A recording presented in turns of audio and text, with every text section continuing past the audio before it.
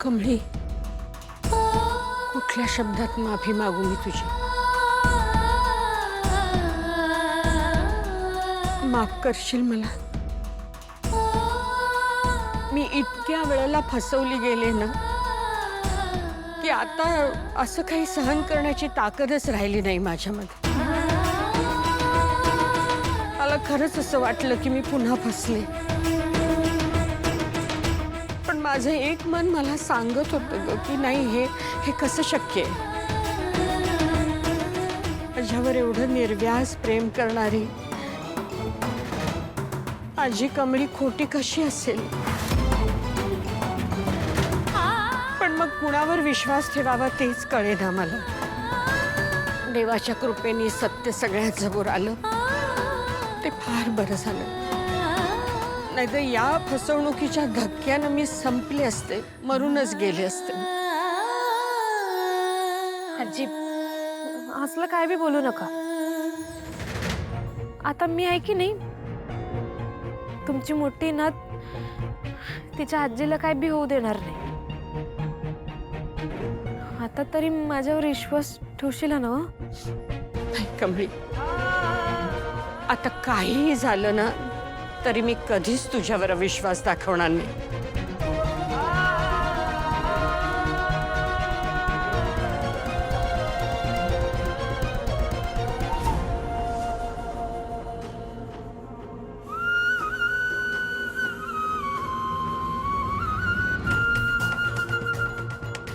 रागिणी आणि कामिनी,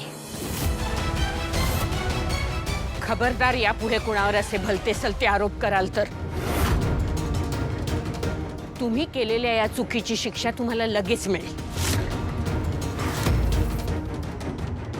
नयनतारा, या दोघींना तुझ्या घरी कामाला लावा. उद्या रंगपंचमी आहे ना? रंगपंचमीची सगळी कामं या करतील. अगदी स्वयंपाक सुद्धा या दोघी जणीच करतील.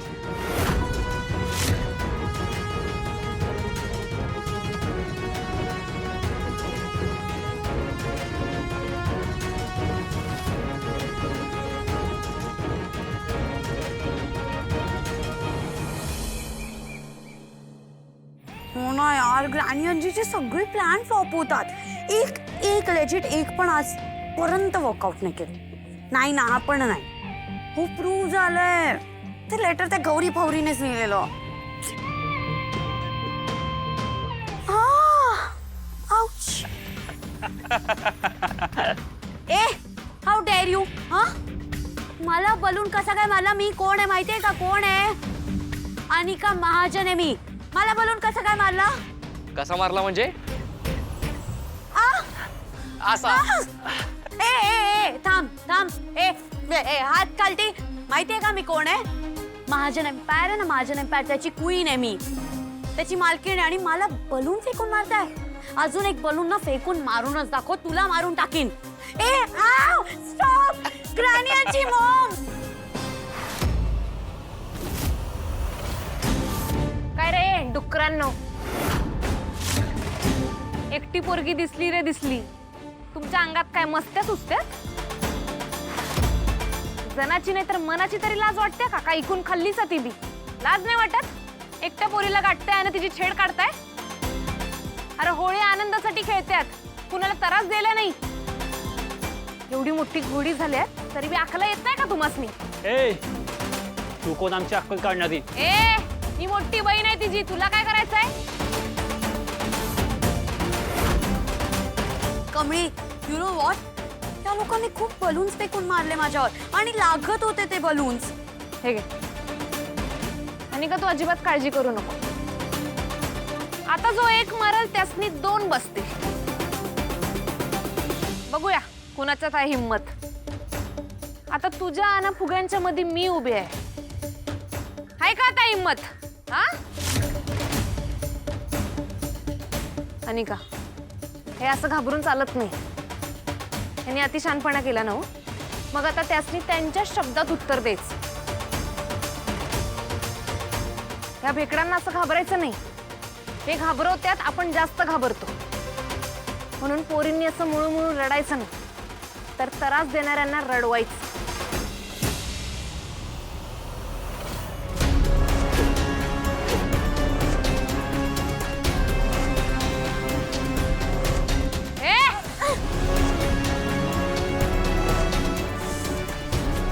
अनिका, तू ठीक आहेस ना? लागलं नाही ना तुला?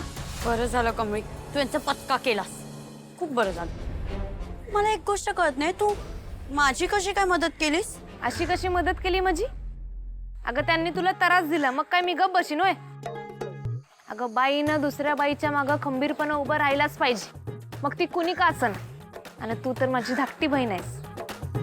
आणि का तू मान नाही तर नको मान, पण आपण भनी भनी आहे आणि ही आपली वाली टीम आहे, होय की नाही?